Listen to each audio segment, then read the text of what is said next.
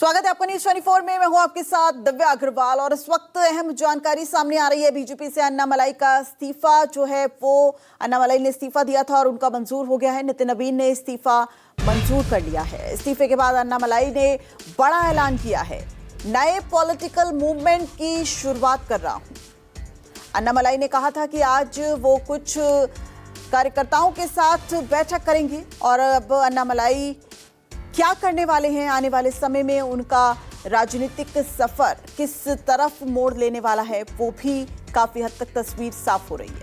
अन्नामलाई ने कहा कि वो एक नए राजनीतिक मूवमेंट की शुरुआत कर रहे हैं और आने वाले समय में वो तमिलनाडु से चुनाव भी लड़ेंगे। There is no loss for Bharatiya Janata Party. Bharatiya Janata Party is a big party in the world. It's not. It is big of the சித்தாந்தத்தின் அடிப்படையில் உள்ளான பிஜேபி கட்சி. Annamalai is leaving BJP is a loss for the party. There is no loss. There is no loss. Thank you, sir.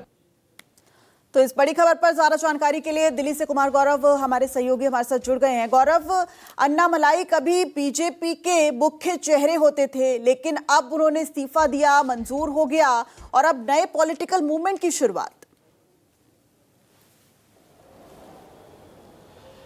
देखिए, बिल्कुल के अन्नामलाई ने ये साफ कर दिया है कि उनकी जो पूरा प्रेस कॉन्फ्रेंस था और उनका जो पूरा इस्तीफा का जो 2 पन्ने का पत्र उन्होंने राष्ट्रीय अध्यक्ष नितिन नवीन को लिखा था, उसका सार की अगर बात करें तो कुल मिलाकर उनका ये कहना था कि तमिल अस्मिता और राष्ट्रीय राजनीति करने वाली जो पार्टियां हैं उनके विचार में द्वंद्व है और इसलिए राष्ट्रीय राजनीति करने वाली पार्टियों का भविष्य तमिलनाडु में नहीं दिखता है। पहली बात यह है। दूसरा, उन्होंने ये साफ किया है कि वो अब अपनी पहचान के साथ, अपनी क्षेत्रीय पहचान यानी के अन्नामलाई जो तमिलियन है, उस पहचान के साथ तमिलनाडु की राजनीति में उतरेंगे।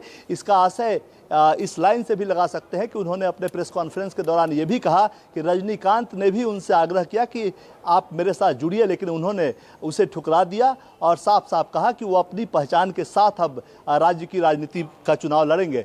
कुल मिलाकर देखिए, अगर अन्नामलाई के पूरे पीरियड्स की बात की जाए, जितने साल वो बीजेपी में रहे, उसमें कहीं ना कहीं 2020 में वो बीजेपी में शामिल हुए और उससे पहले वो एक आईपीएस अधिकारी थे। उन्होंने वीआरएस लिया, इस्तीफा दिया और उसके बाद राजनीति में जुड़े।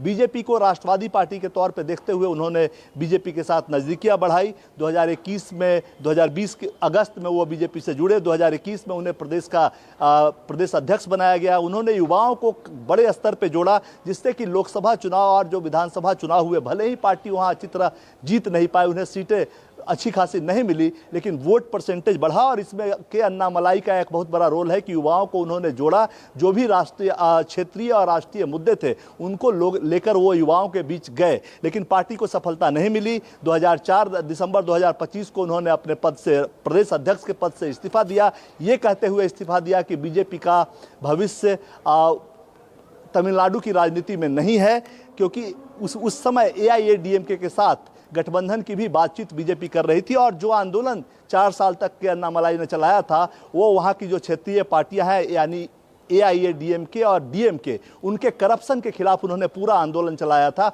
और जब पार्टी अध्यक्ष होने के नाते जब वो पूरे प्रदेश में दोनों पार्टियों के खिलाफ आंदोलन चल रहे थे और राष्ट्रीय नेतृत्व ने आखिरकार विधानसभा चुनावों से पहले एआईएडीएमके जिसके खिलाफ वो आंदोलन चला उसके साथ हाथ मिला लिया, तो फिर जो तमाम मुद्दे थे वो कहीं ना कहीं जिस भावना के साथ के अन्नामलाई के साथ युवा जुड़े थे वो कहीं ना कहीं बेमानी साबित होती हुई दिखी। और उसी वक्त अन्नामलाई का ऐसा लगता था कि उन्होंने मन बना लिया है कि वो अब पार्टी को छोड़ेंगे और अपनी नई पहचान स्थापित करेंगे राज्य में। और वही हुआ।